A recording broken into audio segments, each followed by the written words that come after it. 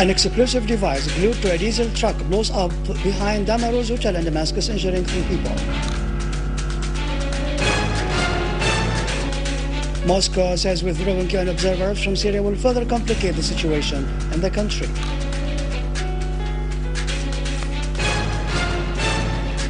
Army units continue to purge several areas of terrorists, inflicting on them heavy losses.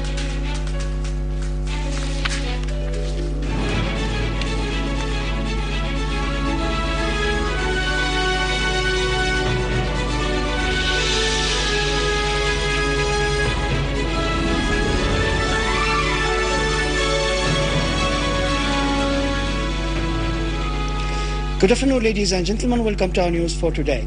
An explosive device glued to a diesel truck by an armed terrorist group blew up this morning behind Damaro's hotel in Damascus. The explosion set the truck on fire, injuring 3 people and causing slight material damages to the surrounding area.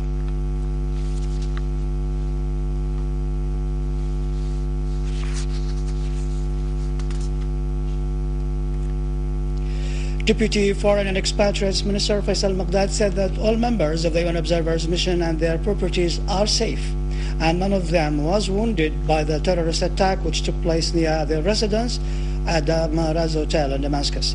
In a statement to the press, Maqdad said the terrorist explosion is another attempt by those who seek to distort the civilized image of Syria and its people. منذ البداية كان هدفنا الأساسي هو تأمين حماية. Since the beginning of the observers' mission in Syria, our main goal has been to ensure their protection. And we thank God that none of the members of the mission has been hurt since the presence in Syria. Since the beginning of the observers' mission in Syria, our main goal has been to ensure their protection. We thank God that none of the members of the mission has been hurt since their presence in Syria. This criminal act reflects the heinous campaign against Syria and the criminal nature of those who lead it and support it from inside and outside of Syria.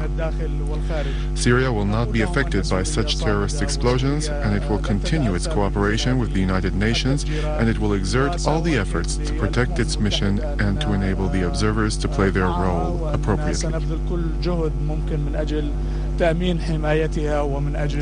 The Russian Foreign Ministry has declared that withdrawing UN observers from Syria will further complicate the situation in the country and in the region in general.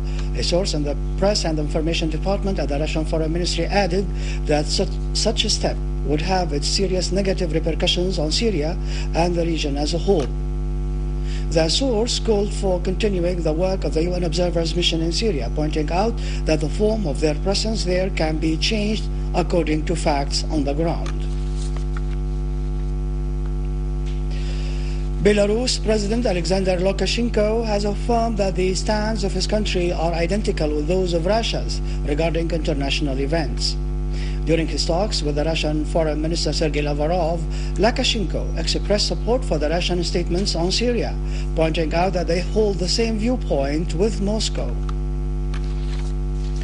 Russian Deputy Foreign Minister, the Russian President's Special Envoy to the Middle East, Mikhail Bogdanov, has affirmed that the record published on the Saudi Al-Watan daily website alleging it had conducted with him during a telephone call 2 days ago had nothing to do with him.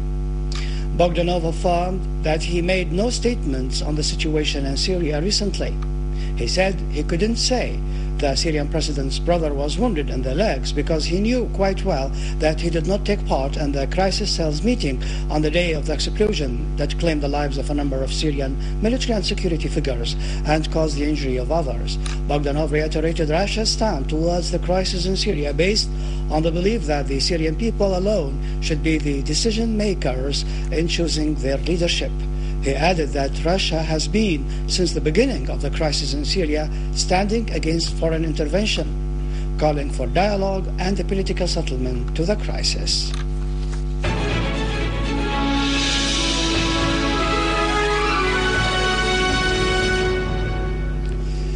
Competent authorities, in cooperation with local residents, broke into a terrorist hideout used by an armed group behind Al-Razi fields in Damascus. Army units clashed with the terrorists, killing and wounding a number of them. Authorities also confiscated weapons and ammunition inside the terrorist hideout. The authorities have destroyed more than 12 pickup trucks equipped with Doshka machine guns and killed the terrorists inside them in Kafar Hamra province north of Aleppo as they were trying to enter the city. The authorities also destroyed 10 similar cars equipped with Doshka machine guns in Kafar Basin and the governorate's suburbs and killed their terrorist occupants. They also killed several terrorists while chasing them at El Jandoul Square in Aleppo.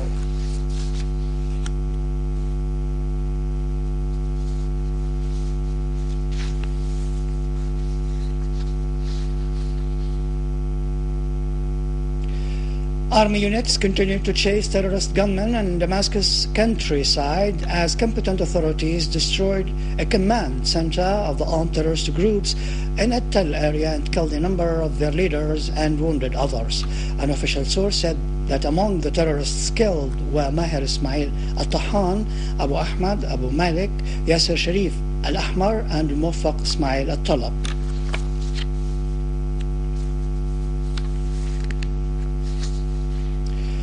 In Dar'a, army units chased terrorists in Tafas city.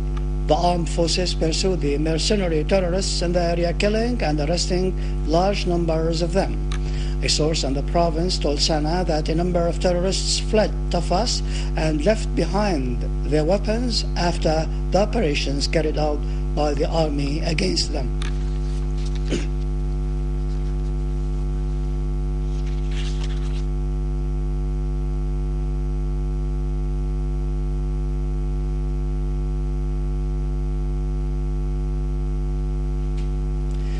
In Homs, competent authorities foiled an infiltration attempt by terrorist groups in several areas in Tel Kalakh in Homs countryside.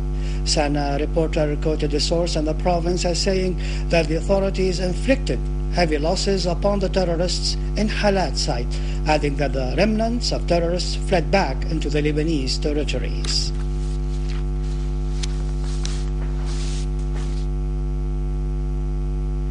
With this, we end our news bulletin for today. For more information about Syria and the region, you can visit our website in English, syriaonline.sy. Up next, the latest business and market news with Khalid after the break.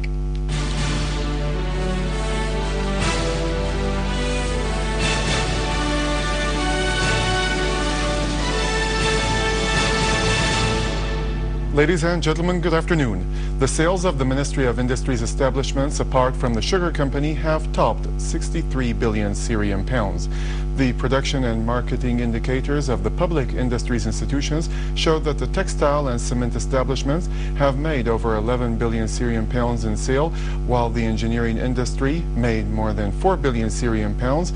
The chemical industries have brought in 6 billion Syrian pounds. The cotton company made more than 10 billion Syrian pounds, while the tobacco company got around 15 billion Syrian pounds. The Directorate of the Urban Planning at the Ministry of Local Administration has finished the certification and expansion of 189 urban planning charts covering over 22,500 hectares. The Directorate of Urban Planning said that a part of this year's plan, the ministry has completed 40 new charts and the expansion of other ones to keep up with the population growth in the big cities and to include the irregular residential areas. The Farmers Union estimates that Syria's citrus production this season would reach more than 1 million tons of good quality fruits. The data indicates that the citrus is registering increasing production each year or each season as it maintains good quality levels. Members of the Farmers Union in Latakia asserted that the citrus crops is among the strategic products in the country and that need more packing, storaging and sealing centers, as well as exerting efforts in activating the marketing and promotion programs which would reflect positively on the revenues, making the citrus products a real source of income to over 80,000 families. Crude oil in New York slipped from the highest closing level in a week amid signs that the supplies are increasing in the U.S., the world's largest oil consumer.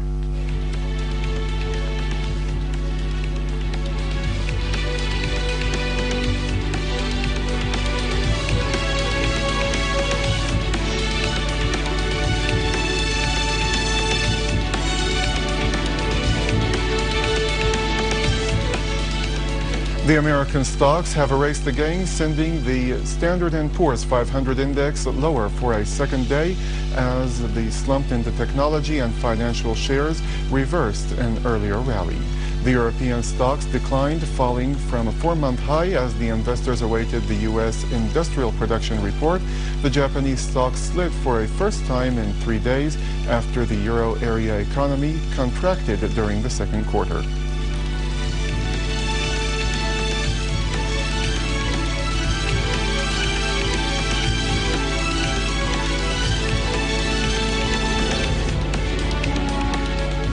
Gold prices eased in Europe, extending the losses after today's stronger than expected U.S. retail data ended speculations that the Federal Reserve will discuss another round of monetary easing.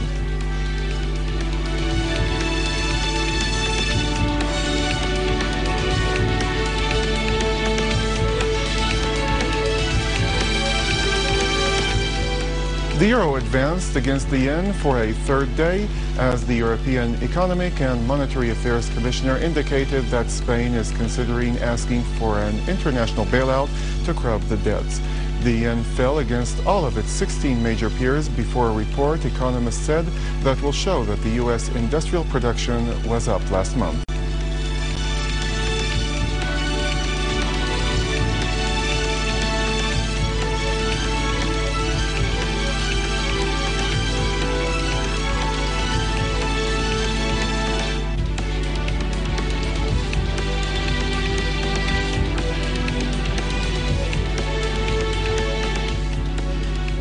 With this, ladies and gentlemen, we have reached the end of our news bulletin for today. Thank you for joining us.